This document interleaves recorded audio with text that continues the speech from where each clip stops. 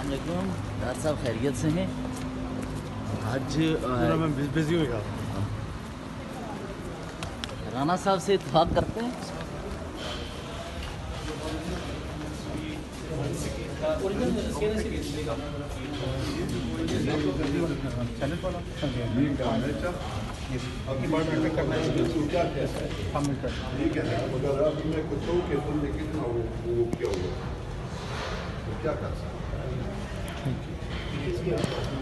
एक आपको बता देते हैं पेशेंट 10 मिनट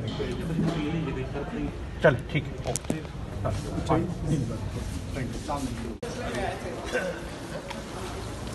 डॉक्टर साहब ये ECL पे आपका नाम तो नहीं है? तो भाई खुदा का खौफ किस सिलसिले में आए थे? मैंने आपको सभी लोगों आपको पता होना चाहिए।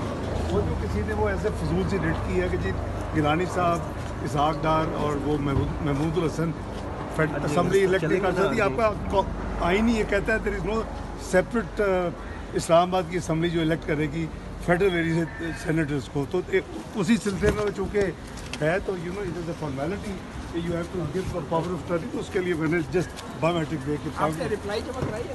वो मेरा वकील पर आएगा। और मैं खुद वकील हूँ, मुझे पता है कि ये टोटल फॉल्स नॉनसेंस केस है, it's a waste of time. Thank you sir.